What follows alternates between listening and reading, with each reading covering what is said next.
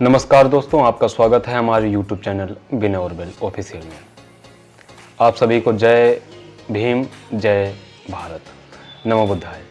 आज हम बात करने वाले हैं कि वाल्मीकि कौन थे। वाल्मीकि जिन्होंने रामायण लिखी वो आखिर थे कौन? भंगी थे, मेहतर या कि ब्राह्मण? तो ये बताने से पहले कुछ प्रश्न हैं, उनको देखिए आप। इससे आपको अंदाज़ा लगेगा कि वो कौन थे।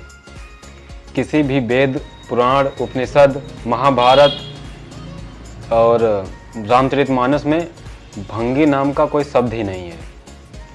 सतयुग, द्वापर युग, त्रेता युग में क्या भंगी को शिक्षा का अधिकार था? अगर था तो किस में लिखा है, किस किताब में लिखा है, किस वेद में लिखा है, किस ग्रंथ में लिखा है? संस्कृत एक देव भाषा है, जिसे देवताओं की भाषा कहा गया है।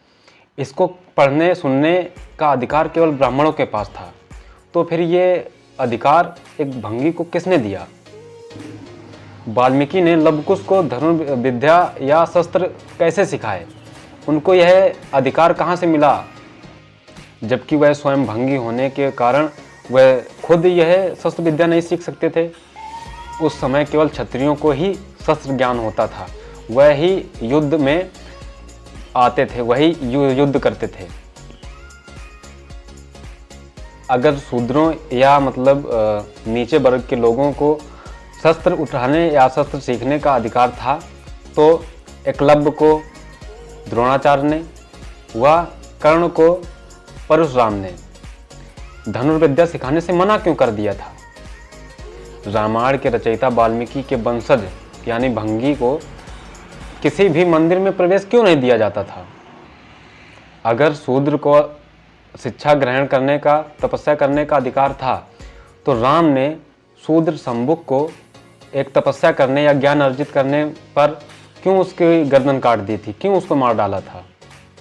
मनु अपनी मनुस्मृति में लिखते हैं कि शास्त्र का कोई भी ज्ञान शूद्र द्वारा सुन लेने पर उसके कानों में शीशा गर्म करके पिघलाकर कान में डाल दिया जाए, इसका आदेश दिया था।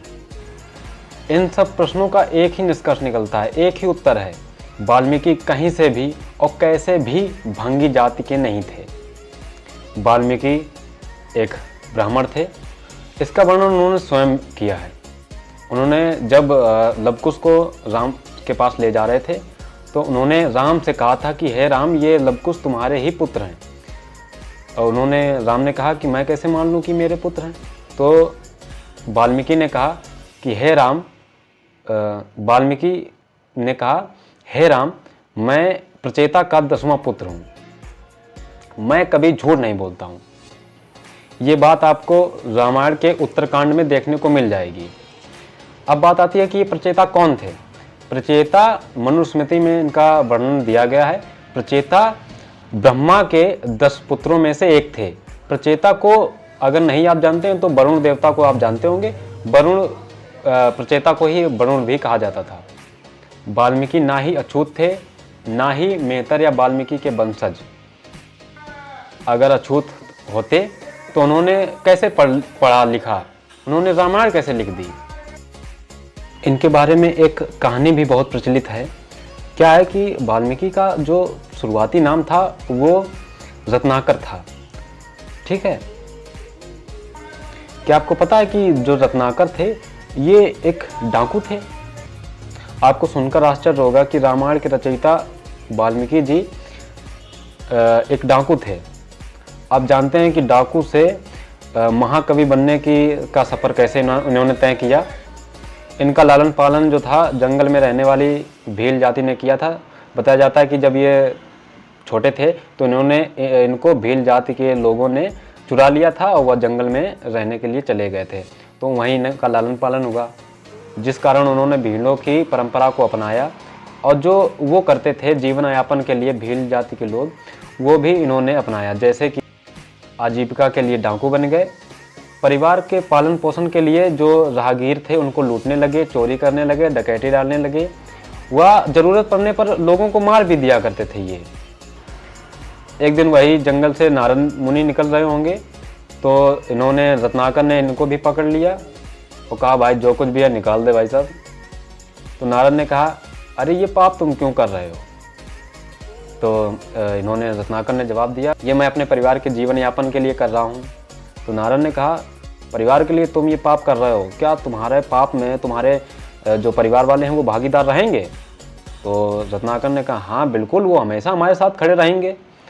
तो नारद ने कहा, एक बार पूछ लो, अगर उन्होंने हाँ कर दिया तो हम भाई तुमको जो कुछ है हमारे पास जितना धन है सब दे देंगे तुमको। तो रत्नाकर ने कहा, बिल्कुल, अब वहीं पूछत, बिल्कुल तुम्हारी शंका दूर कर रहे।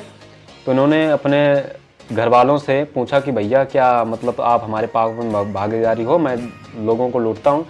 तो घर वालों ने मना कर दिया कि भाई हम क्यों तुम्हारे पाप में भागीदार रहेंगे, तुम खुद ही पाप कर रहे हो, हमें भैया तुम्हारे पाप में भागीदार नहीं बनना है। तो ऐसे इन्होंने मित्रों से पूछा, सब लोगों से पूछा, तो सबने ना कर दिया, किसी ने हाँ नहीं किया कि मैं तुम्हारे पापों में भागीदार रहूँगा।